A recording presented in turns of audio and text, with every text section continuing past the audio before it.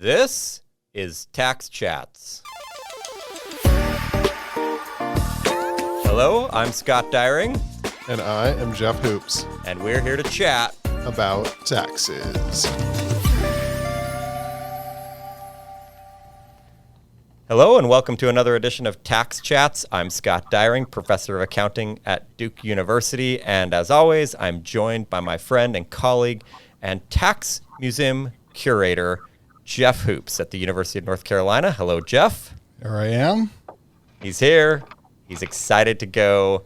We think we have a very fascinating topic to talk about today. So as everyone knows, really, taxes play an important role in our world. They play an especially important role in the political world. And it's often a political topic of debate, taxes, tax increases, tax decreases, and it sometimes plays a very central role in campaigns, in whether or not politicians win or lose elections. And as Jeff and I have thought about this and talked about this, we thought there have to be people in the world who know a lot more about this than we do and are important players in this space. So as Jeff and I talked, Jeff thought of the perfect person. Jeff, what have you got? So we are going to hear today from one of the kind of most enduring and notable names in this space, Grover Norquist. So welcome, Grover. Good to be with you. Could you introduce yourself, just start out by introducing yourself a little bit? Sure. Grover Norquist. Before I emigrated to the United States, I lived in Massachusetts, and I focused on taxes going back to 1978. I got out of college, came down and was the associate director of the National Taxpayers Union for about a year, and then executive director for the year after college. We worked on the balanced budget amendment. We got 18 states to pass resolutions calling for constitutional conventions, up to a total of 30. Then I went back to business school, back down again, and in 1985, President Reagan asked if I would run Americans for Tax Reform, which was going to be the outside organization structure to promote his Tax Reform Act of 1986, which did pass. And in doing so, I created the Taxpayer Protection Pledge, where elected officials or candidates for office sign a one-sentence statement that they'll oppose any net tax increase. And the promises to the American people and to the people of their state. It is not, as Obama and Harry Reid like to say, to me personally or to Americans for Tax Reform, but it's a pledge to voters. And it turned out to be a public written commitment, unlike private secret commitments that sometimes people make when they run for office, but a public written commitment up on the web so nobody could back away from, I never said that, I never did that. Yes, you did, right here.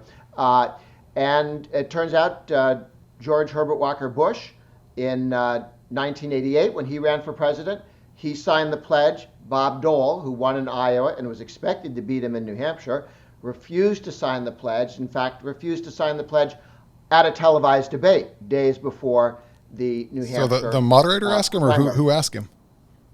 I'm sorry? Who asked him? The moderator asked? That was Pete DuPont, Governor Pete DuPont, who was one of the candidates. He said, all of us have taken the pledge except you, Senator. Here's the pledge. He handed it to him, and Dole reacted as if he was a vampire and someone, tossed a cross into his lap. Now, did you have a role in setting that up, or how did Pete DuPont get the idea to spring this on this guy in the middle of the debate? Pete DuPont told me to watch the debate. That's all I knew, and I go, I think that's why.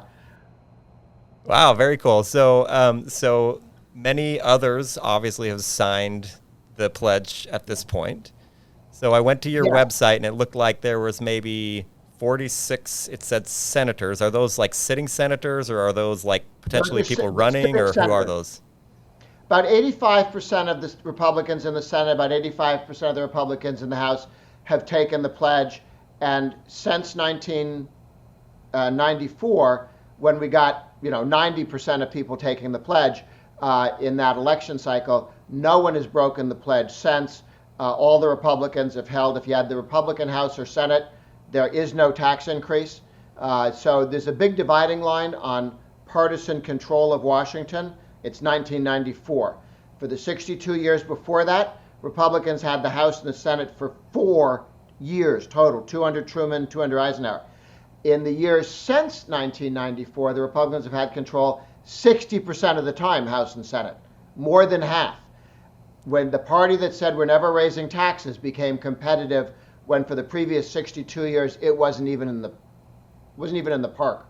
Now, was it the fact that they just hadn't promised, or do you think there was some shift under Reagan, for example, that Republicans just became like the party of lower taxes? Well, Reagan certainly helped show that lower taxes worked. Those people who were critics of Reagan's approach, who thought that it was not necessarily a good idea, like Bob Dole, tended to fade.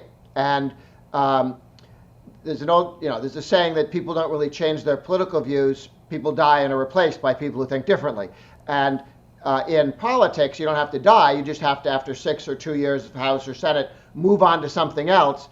And the new people coming in, Reagan was almost alone as a Reagan Republican when he showed up in 1981. But when he left in 89, you had a majority of Republicans in the House and the Senate whose default position was spend less, regulate less, tax less. Are there any Democrats that ever signed the pledge, or is it pretty much a partisan thing? Well, there have been Democrats who signed the pledge. Prior to 94, there were 2 Democratic senators and 5 Democratic House members. After the 94 election, when the Republicans won the House and the Senate, the 2 senators switched and became Republicans from Colorado and Alabama, and the 5 congressmen switched and became Republicans as well. Since then, Tim Andrews of New Jersey was once going to try and be the low-tax Democrat. There's not a lane for that in the modern Democratic Party, so that didn't really work out. I don't know where Mr. Andrews is now, but I don't think he's in Congress anymore. The one political issue that divides Democrats and Republicans more than any other, there are pro-life Democrats, not very many, but some. There are Democrats who won't steal your guns, not too many, but some. There's no Democrat who won't raise your taxes. And right now, there's no Republican who'll vote for a tax increase in Washington, D.C., even the ones who haven't signed the pledge. So it's often just a fact we didn't get to them before they got elected. So as long as we're talking about just like active politics, recently it seems like there has been a Republican suggest we should increase taxes on lower income people. Do you have thoughts on that, this Tim Scott proposal that everybody needs to have skin in the game? Rick Scott, sorry. The other senator, Rick Scott, Florida, not Tim Scott, South Carolina. They're right next to each other. Yep. Rick Scott, he put that together. I talked to him about it. He's not very articulate about what he means, and no other Republican has said that's a good idea. So the good news is somebody screwed up when they drafted 120 issues on a manifesto. That was one of them. It is helpful to see that didn't even have a dead cat bounce. Just a splat. Yep. Didn't even bounce. Okay, interesting. What when people sign this commitment, and do they get posted publicly on the webpage? Can people find them? Do they exist? What Sure. goes after one signs? Then what happens? Well, their pledge, and they're often a picture of me with them when they sign the pledge. A lot of people come to D.C. and we do an event, or I'll come out. I just went down to Texas with Governor Abbott, and he signed the pledge with me there, and I spoke to why the pledge has been important and what role it plays in protecting taxpayers.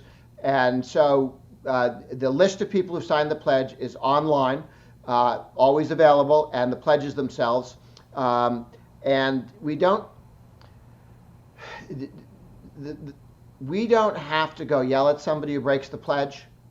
The voters in the district tend to do the yelling at somebody who thinks about breaking the pledge or considers it. We haven't had anybody break the pledge for a long time. Some did in 1990 with George Herbert Walker Bush.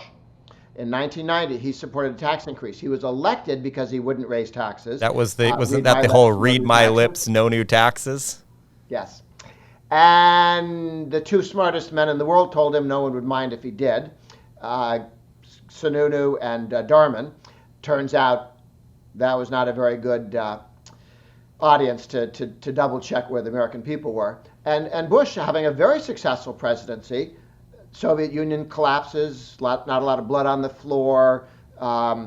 Iraq kicked out of Kuwait without Americans sticking around for 2 generations on top of them. A lot of good successes. One problem, one hole in the bottom of the boat. He said he wouldn't raise taxes. He raised taxes. He lied his way into office. People were angry. Do you think And he lost the next do you think election. his failure for a second term had to do as much with the tax issue as much as maybe with like Ross Perot mounting a successful third party campaign? I'm not sure that you'd have had Ross Perot run if he wasn't running against a guy who'd lied his way into office and lost his moral authority to say, I'm here because. Bush himself has never, I mean, he's passed away now, but he never quit whining about why does everybody keep focusing on my breaking the pledge. He did an interview on one of those newspaper inserts when you're 80 years old, you just jumped out of a plane. He had 10 questions he got to answer, and he jumps in the middle of those questions and complains about how everybody hates him for breaking his pledge. He thought it was central to his losing the presidency. I think he was right. So is increasing taxes the end goal of this pledge, or what's the actual end goal? Is it just having a lower tax rate, or what's the goal? Well, the pledge itself is a guardrail. Okay, it doesn't make you cut taxes. It doesn't make you reduce the tax burden. It just says you won't increase taxes. But because politicians tend to overspend and get stuck with their mistakes, they have one of two choices. Raise taxes and paper over all your failures and just keep going, reform nothing. Or, if you can't raise taxes, reform government. Reform welfare, block granted to the states.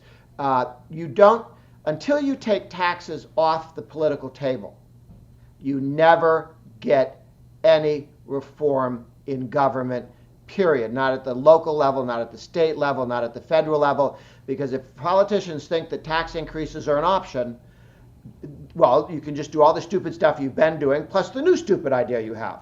Or you can just drop money on top of a failed public school system and repaint the school and make it look like you're educating kids. You know, you can repaint things and make them and make it look like you're trying. But to get reform, you have to take taxes off the table, which is why the pledge on spending is the only effective way. The pledge on taxes, don't raise taxes, is the only effective way to rein in spending and to reform government. So I think what you said about spending is, I think, kind of important because it is possible, and we see this all the time, that the government, especially national government, I guess not so much states, but often spend more than is collected in taxes. Mm-hmm. And that can, as we're seeing currently, lead potentially to inflation. The causes could be debated, but there could be inflation. And some people think of inflation as almost like a type of tax. Is there a concern that maybe the pledge could just result in kind of excessive deficit spending, which then results in inflation and is sort of like a backdoor way of taxing people? And so then anybody who voted for the spending violated the pledge. They inflated our money away and taxed us in some roundabout way. We tend not to expand the meaning of the pledge because the reason the pledge works is it's very clear. There are no weasel words. I will oppose and vote against any effort to raise taxes. Okay. And that's, again, it stops you from raising taxes.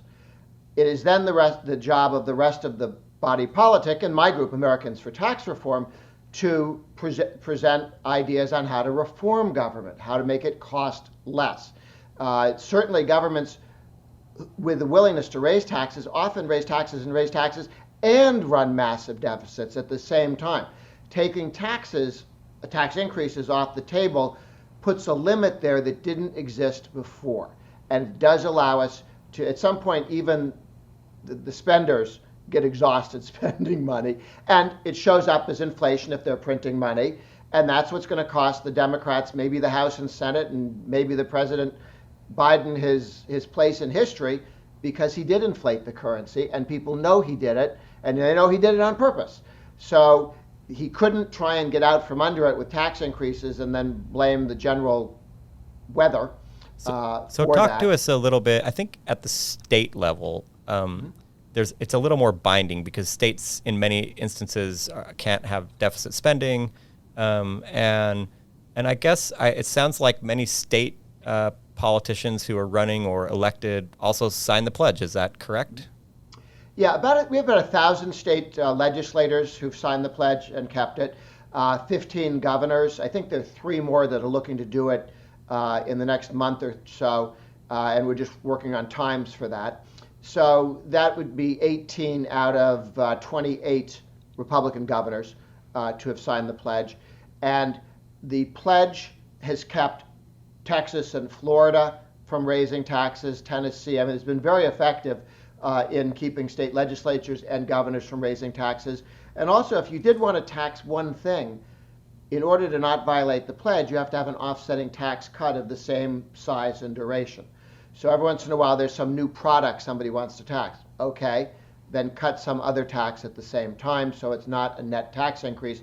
Otherwise, people just keep inventing new things and taxes just go up, and they want to argue it's not a new tax. So at the state level, the drive is to phase out the income tax. There are 8 states with no income taxes. Americans for Tax Reform is working with governors in 12 states now and state legislative leaders. And I think there are 10 of them that are deadly serious. They publicly said, our goal is to get to 0. New Hampshire's already passed a law that 5 years from now will mean they have no income tax at all. That'll make 9 states. They just introduced legislation in Kentucky, a phase out for completely on income taxes, personal income taxes. North Carolina is phasing out its corporate income tax in the next 6 years to 0, and the personal income tax in the next 6 years will also be at 0. That's a good thing personally for Jeff and I, who both reside in the great state of North Carolina. Just got to incorporate now. North Carolina has provided the model. How do you do it? You say we're going to spend this much. When revenue goes above that, we're going to take it in permanent cuts in the income tax, corporate or individual or both. And so over time, the last 10 years, we've dramatically brought in North Carolina. Your House and Senate leadership, and sometimes the governor, have been very good about keeping that rate coming down. That is exactly what they just passed in Iowa, where they're going to take the corporate rate from about 9% down to 5.5% over the next, I think, 6 years, and the individual rate from 6.5% top rate down to a rate of 3.9% flat rate tax. Arizona's taken their top rate from 8% down to a flat rate of 2.5% over the next 3-4 years. So they just passed in Mississippi a 10-year phase out to 0 through the House. Got to go through the Senate. In West Virginia, the Senate voted to phase out to 0. The House came back and said, how about a 10 or 20% cut for year 1, and we'll go from there. They're debating. North Dakota House has voted to phase out to 0. Senate's arguing. And so we're seeing Oklahoma, the governor there in a state of the state, we want to go to 0 like the other states. Here's our first big tax cut this year. So this sounds Carolina, like a manifestation, pardon my interruption, but this sounds like a manifestation of what economists would call the race to the bottom, where the rates just keep getting lower and lower. Although when the economists do it, it's like this pejorative term as if the bottom is a bad place to be, which not necessarily might not be the case. It is a race to reduce the income tax to become more competitive, because there are 50 states, and when somebody's decided they want to invest in the United States, they have 50 decisions to make. Yes, no on 50 different states. And those states that say we have no income tax now, or we have income taxes now, but we're phasing our income taxes out. Look at how we're doing this. You can see that we're en route. You can see we're committed to go to 0. Those states are getting the lion's share of new investment. They're getting the lion's share of people moving, talent moving, and income moving. They're having trouble getting U-Haul trucks from Texas back to California because people only want to get them in California and drop them off in Texas. So they got to pay someone. And North Carolina. Got a lot of Californians showing up in North Carolina as well. North Carolina, Tennessee, Florida, a lot of movement, because North Carolina isn't yet a 0 income tax state, but it's clearly en route and it's clearly going to be there. And it's a more pleasant place to live than Texas. I'll just throw that out there for anybody who wants to. Jeff's not biased at all, but yeah. Think about where to live. So there's a lot of movement among states to move to 0 and to reduce tax rates. But this pledge, it seems pretty binding. Can you imagine a situation in which it would be okay to violate the pledge, in which the tax rate should go up? Imagine we No. need to like fight some war. We have some giant catastrophe.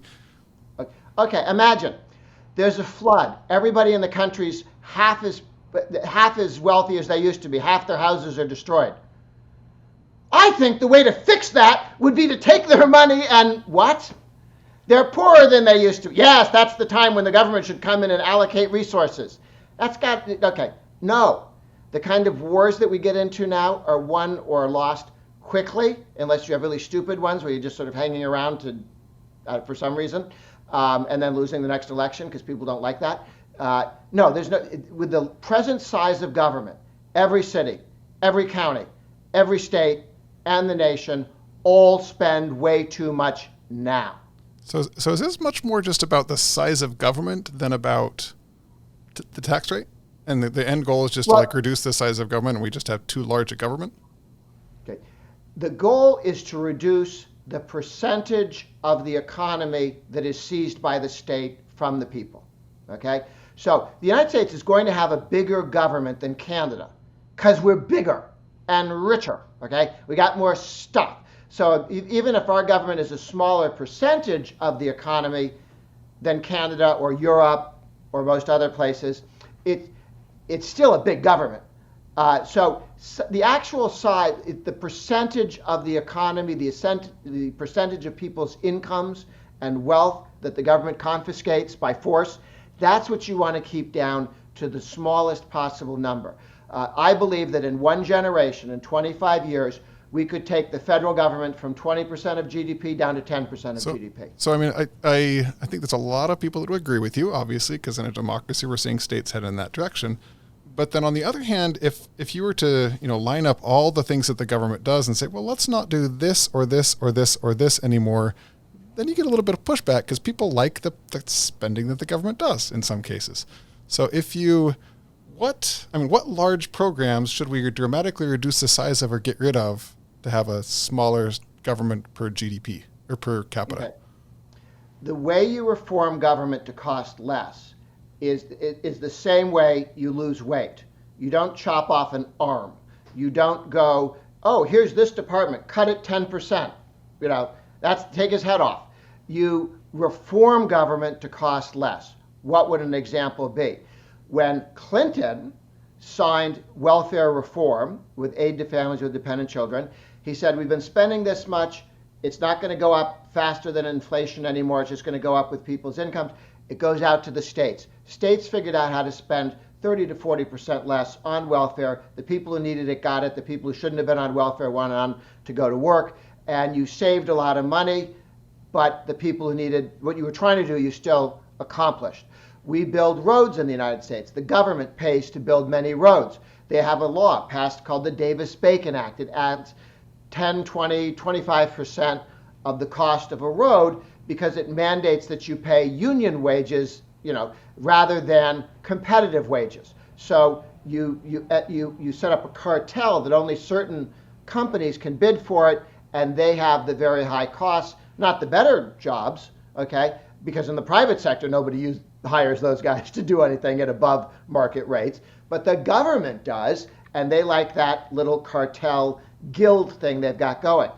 Most states have repealed their mini Davis-Bacon Acts and saved about 10% of the cost of building a road. The feds need to do the same thing. We're not against building roads. We're against building roads with artificially inflated costs in order to pay off certain special interests. Can we shift gears just a little bit? I noticed as I, browsed through the website that you operate that there, basically there's some, if I read it correctly, it'd be great to sort of eliminate or reduce income taxes and possibly replace those with consumption taxes of some type or another. Do you want to talk to us just a little bit about your belief in consumption taxes or what the trade-offs there between an income tax and a consumption tax? Yeah, I'm not terribly interested in reducing the income tax and increasing the sales tax because that doesn't reduce the size of government. That doesn't reduce the cost to the people in a static basis. Yes, a sales tax is less destructive of economic growth than an income tax. So if you could magically snap your fingers, the one would give you faster economic growth, even though they both confiscated as much income from the American people, it's less destructive to tax consumption than investment. And you certainly see that when we cut taxes. It has a tremendous impact on economic growth, particularly when you cut the income tax more than the sales tax. But I'm much more interested in reducing the income tax and paying for it, as North Carolina did, with unanticipated additional revenues coming in because of growth, not shifting it over to the sales tax. But ultimately, what we'd prefer to do is have a consumed income tax at the federal level instead of an income tax. You don't have a sales tax, you just don't tax the death tax, and you don't tax capital gains, and you don't tax people's saving. You say, we're going to tax you when you earn $1, and then we're going to go away. And if you want to take that dollar and drink it, you can do that. You want to take that dollar and invest it in Microsoft? We're not going to come back and steal more of your money because you decided to buy Microsoft stock instead of whiskey. So okay? many on the left would say that the reason we should be taxing certain types of investment income is because that's the only way to tax sort of very, very wealthy people like Jeff Bezos or something. You have to somehow tax investment income because they don't have any kind of regular income. They only have capital gains or something like that. Is there an argument to be made in terms of progressivity or regressivity and taxation of different types that maybe your pledge would be opposed to? If one is, okay, hate and envy are deadly sins. They are, for the Democratic Party, a political program. But for the rest of us, they're deadly sins, okay? The reason why the Democrats under Obama, on the 50th anniversary of the failure of the Great Society, 50 years, 17 to 20 trillion dollars, not much to show for it, except 2/3 of our national debt, and that was a big welfare spending thing, okay? And because what they told us for 50 years is, hey, kid, we know how to solve poverty. You give people money, and then they develop middle-class values. No, you get middle-class values by working, not by being given money. You were given money, you learn not to have middle-class values because they're just giving me the money. Why do I need to wake up in the morning and go to work?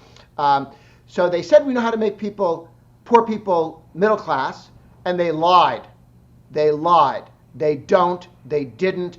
The $17-20 trillion failed to create middle-class structures for people who are getting welfare. Okay? And in reality, most of that, a lot of that didn't even go to the poor people. Like, had it gone to the poor people, it might have been a little bit better. A lot of that is lost in bureaucracy. But when the government organizes the stealing of people's money and giving it to some other people, they tend to keep some of it for themselves and their best friends, okay? That's what governments do. So to argue that, well, but maybe if the government was perfect and didn't behave like all other governments in the history of the world, then it would work. Except governments behave like all the other governments in the history of the world. From Henry VIII on, governments tend to have sticky fingers. And because they've got the monopoly on force, they can decide how much of your money they're going to take and how much money they give it back. And they don't always share. But even if they were perfect, you still would not be helping people by showering them with cash and not attaching work to it. And so what you want to do, they said, we no longer know how to help poor people.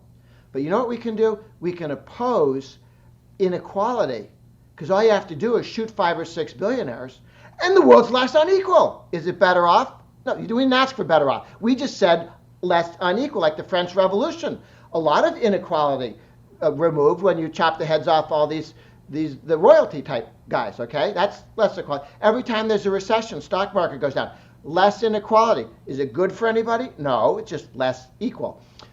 We would like to have everybody do better, which is the lower taxes, less regulation, allowing people to work without getting in the way. That gets you increased wages for people of all wages. And the Trump tax cut, which was demonized as for the rich, gave lower income people, they got more tax cut and more income growth. The median income growth in 2019, 2 years into that tax cut, was 6.8% growth that 1 year, 6.8% more than the entire 8 years of Obama with all his tax and spend. 1 year for median income family of 4. Not rich people, median income. 6.8% increase that year. That's what growth does. Growth is much more important than redistribution, and redistribution gets in the way of growth. Well, this has been very fascinating. We've quickly come up on our time, But thank you so much, Grover, for joining us. Your Taxpayer Pledge it's really fascinating, and it's very interesting to see who signs it, the effect it has on their political outcomes, and the effect it has in the real world. And I think it definitely influences the way politicians act. So thank you very much for joining us. Thank you for the opportunity. Scott, Jeff, thank you. All right. This has been another edition of Tax Chats. I'm Scott Dyring. We'll talk to you next time. Goodbye. Bye.